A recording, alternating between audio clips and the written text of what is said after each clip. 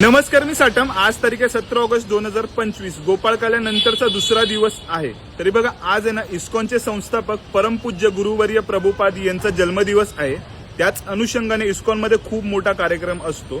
तरी आज गोड काय या प्रश्नाचं उत्तर आता मी तिकडेच जाऊन तुम्हाला देतो। थांबा, पुढे जाण्याआधी एक इंटरेस्टिंग गोष्ट म्हणजे बाकी कोणी आपल्या कामामधनं अंगावर काटा आणि डोळ्यात पाणी आणण्याचं काम केलं की नाही याबद्दल प्रश्नचिन्ह आहेच, पण पावसाने नक्की हे काम केलं इतकं मात्र खरं आहे।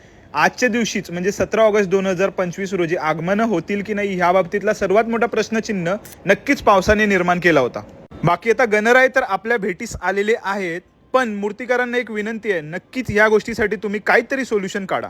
आता मी पहिले दर्शन घेतो आणि इथे एक प्रवचन सुद्धा असतं, त्यानंतर असणार आहे प्रसादम। काही काळ सद्भावनेने प्रवचनाचा लाभ घेतला, त्याचबरोबर भगवान श्रीकृष्ण आणि परमपूज्य गुरुवर्य प्रभुपाद यांचं दर्शन घेतलं आणि निघालो आता आपल्या सिरीजच्या कामाला, म्हणजे आज गोड काय या प्रश्नाचं उत्तर शोधायला। पण ते इतकं सोपं नव्हतं। जरी माझ्या हातामध्ये कुपन होती तरी सुद्धा प्रत्येक गोष्ट जर मिळवायची असेल तर त्यासाठी काही ना काहीतरी द्यावं लागतं, इतकं मात्र खरं आहे। तीच तुमची परीक्षा असते आणि त्यात जर तुम्ही यशस्वी झालात तर तुम्हाला नक्कीच फळ हे खूप जास्त मधुर आणि गोड मिळणार, इतकं तर खरं आहे। तसंच इथे तुम्हाला काय द्यायचं होतं तर तुमचा वेळ। बाकी एकंदरीत सेवा भावनेने ही सर्व भक्त मंडळी ज्या ज्या गोष्टी करत होत्या ते पाहून मन फार प्रसन्न होत होतं आणि हीच खरी भक्ती आहे जी आपल्या कर्मामधनं आपण कायम करत राहतो।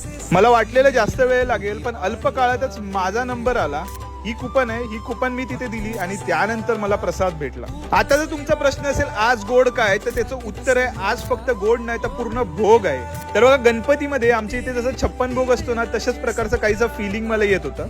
बघा, एकंदरीत ताटामध्ये काय काय आहे ते तुम्हाला सांगतो। चपाती, बटाट्याची भाजी, काजू मटारची भाजी, त्यानंतर शिरा आहे, त्याला हलवा सुद्धा म्हणतात, श्रीखंड जे अख्खं ड्रायफ्रुट्सनी भरलेलं, त्यानंतर ढोकळा होता आणि तत्परतेने ढोकळ्यावर चटणी सुद्धा दिली होती, त्याचबरोबर डाळ भात आणि मसाले भात। एकंदरीत जेवण म्हणजे अतिशय उत्तम।